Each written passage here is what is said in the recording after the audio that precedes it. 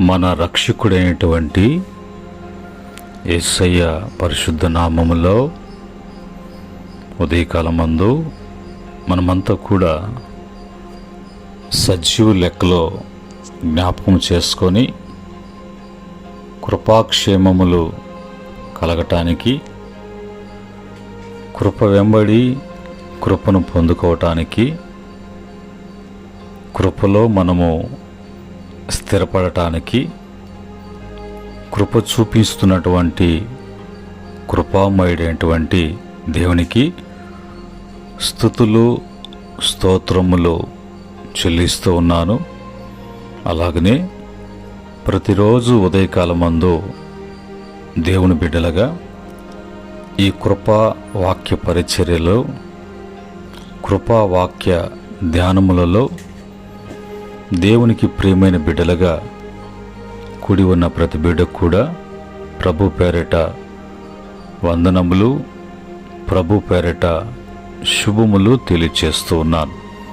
ప్రియమైన దేవుని బిడ్డలారా, ఈ ఉదయకాలమందు దేవుని యొక్క పరిశుద్ధ గ్రంథములో నుంచి దేవుని వాక్యాన్ని మనం చదువుకొని ప్రార్థనాపూర్వకంగా వాక్యమును ధ్యానం చేద్దాం.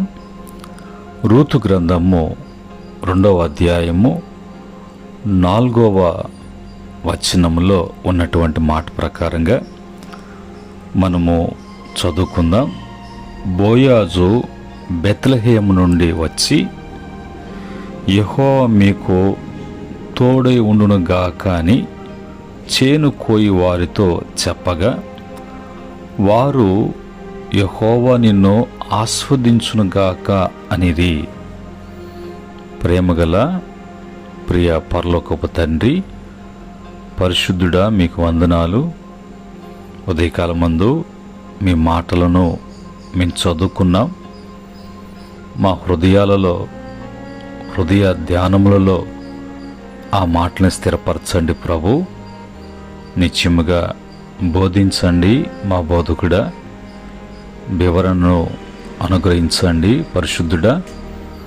మేలుకరముగా దీవెనకరంగా మార్చమని యేసుక్రీస్తు నామములో అడిగి వేడుకుంటున్నాము తండ్రి, ఆమేన్.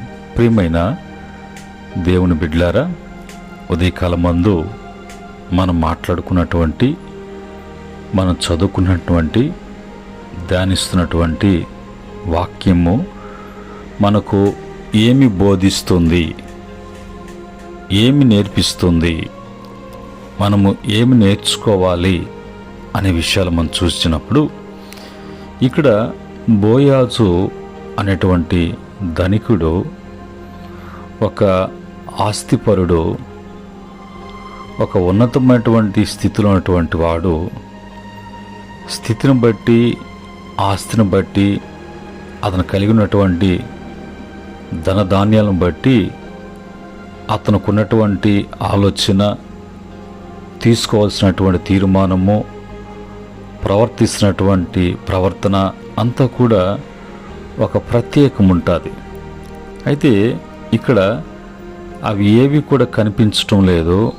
అతను బయలుదేరి తన పొలంలో పనిచేస్తున్నటువంటి పనివారు మరి నీ ఇచ్చిన జీతాన్ని తగ్గట్టుగా చేస్తున్నారా, అలా కష్టపడుతున్నారా అనే ఉద్దేశంతో కాకుండా, అలాంటి మనసుతో కాకుండా, నా కొరకు పనిచేస్తున్నటువంటి నా పనివారు, నా దాసులు, వారు ఎంతగా మరి ప్రయాసపడుతున్నారు, ఎండనక నీడలేక మరి కొంచెం అలసట తీర్చుకుంటాము అనేటువంటి అలసట కొరకు కాకుండా నమ్మకంగా చేస్తున్నటువంటి వారిని చూచి, వారిని ఆదరించి, వాళ్ళకి ఏమైనా కొరత ఉందా, కొదువ ఉన్నదా, ఏమైనా అందించాలా,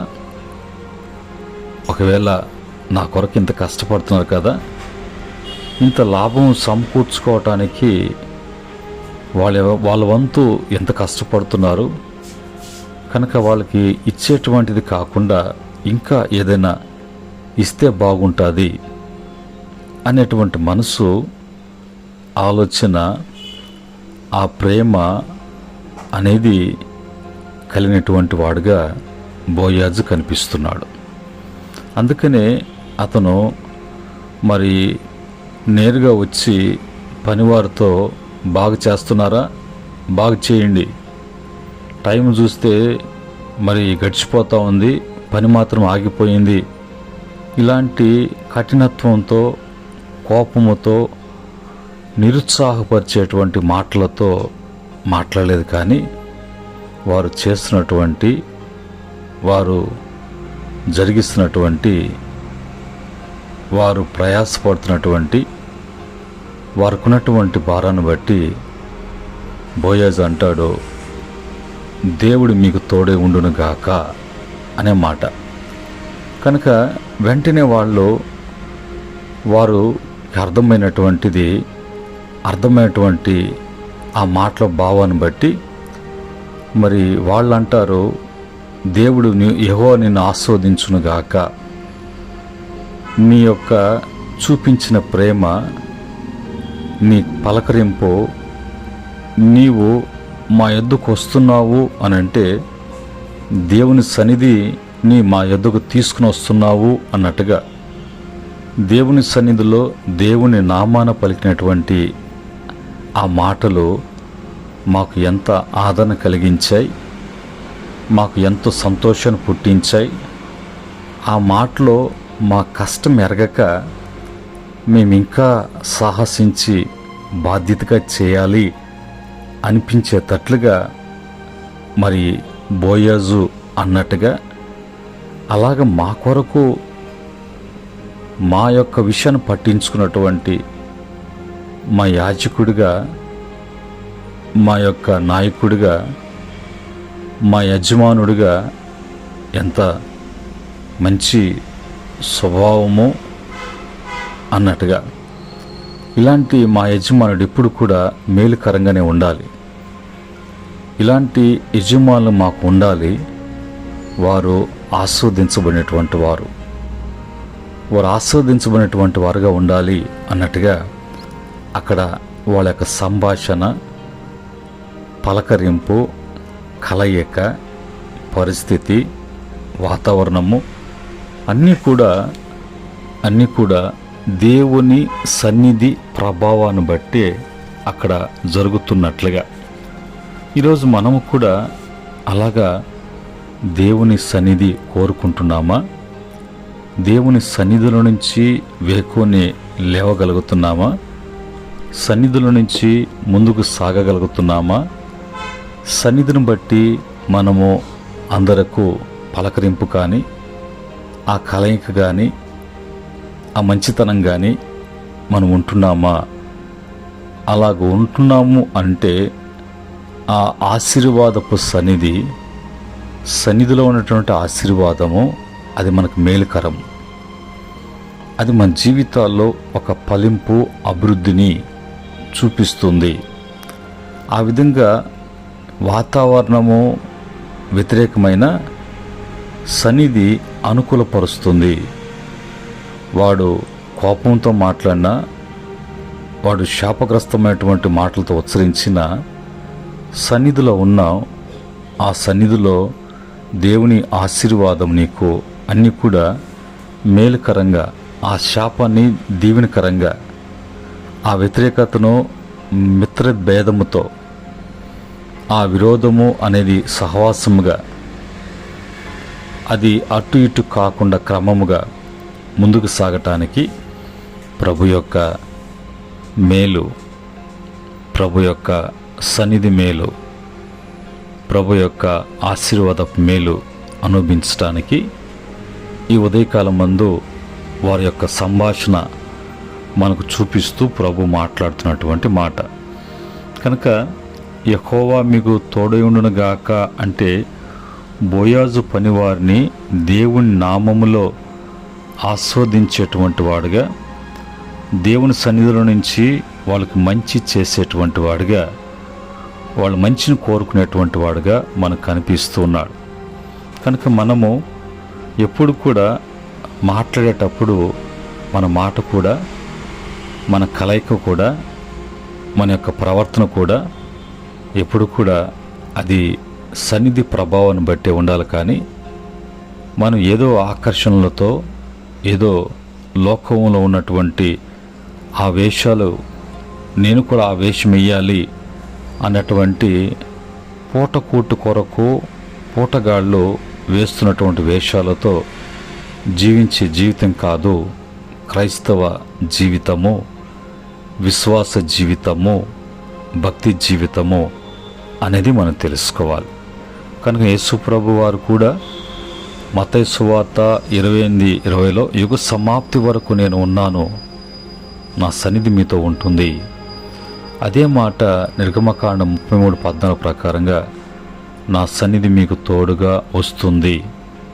ఈ మాటలను బట్టి మనం ఈరోజు మన యొక్క జీవన విధానము, బ్రతుకుతున్నటువంటి బ్రతుకు జీవితంలో ఏమి మనతో కూడా ఉంటుంది, ఎందును బట్టి నడిపించబడుతున్నాం, ఎందును బట్టి పోషించబడుతున్నాం, ఎందును బట్టి సేద తీర్చుకోగలుగుతున్నాం, ఎందును బట్టి ఆనందించగలుగుతున్నాం, ఎందును బట్టి సమృద్ధి, ఎందును బట్టి నెమ్మది, ఎందును బట్టి అనుకూలత అంటే అంతా కూడా దేవుని సన్నిధి ప్రభావము, ఆశీర్వాదపు సన్నిధి ప్రభావంలో సమస్తం కూడా మనకు క్షేమకరం.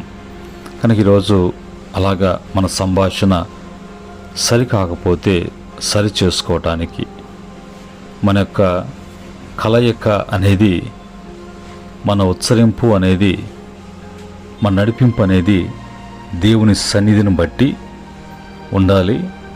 ఆ సన్నిధి ఆశీర్వాదంలో అవి మనకు అన్నీ కూడా మంచి జరగాలి అనేటువంటి భావనతో ఉదయకాలం మందు దేవుని మాటలు మనకు తెలియచేస్తుండగా, ఇటు మాటలను బట్టి మనమంతా కూడా మనము వాక్యాన్ని బట్టి సరిచూసుకొని ముందుకు సాగటానికి, సన్నిధి ఆశీర్వాదములో మేలు పొందటానికి దేవుని యొక్క సహాయము మీకు అందరూ కూడా అనుగ్రహించబడునుగాక.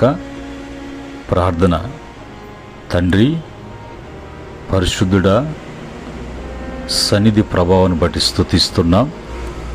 మీ సన్నిధిలో, మీ సన్నిధి మాకు లేకపోతే, మీ సన్నిధిలో మేము ఉండకపోతే, మీ సన్నిధిలో ముందుకు సాగకపోతే మాకు ఏది కూడా లాభకరమో, ఆశీర్వాదకరమో, దీవెనకరమో, మేలుకరమో అనేది మాకున్నదని ఈరోజు మా సంభాషణ, మా కలయిక ఆత్మీయులుగా, దేవుని బిడ్డలుగా ఇతరుల పట్ల, ఇతరులు నా పట్ల అనేటువంటి అనుభవంలో మేము నేర్చుకోవటానికి ఇది నా పాఠాన్ని బట్టి నేర్పించిన, చూపించిన, నడిపించబోతున్నటువంటి మీ ప్రభావాన్ని బట్టి స్తుతిస్తున్నాం. ఇటు కృప ప్రతి బిడ్డకు కూడా అనుగ్రహించమని యేసుక్రీస్తు నామములో అడిగి వేడుకుంటున్నాము తండ్రి. ఆమెన్. పరమందు దేవుని ప్రేమ, కుమారుని కృప, పరిశుద్ధాత్మక సహవాసం ఈ యొక్క మరి మాటలను బట్టి ముందుకు సాగుతున్న బిడ్డలకును, సకల పరిశుద్ధులకును, ఈ పరిచర్యకును సదా తోడే ఉండి నడిపించునుగాక. దైవాశీస్సులు మీకు కలుగునుగాక. ఆమెన్.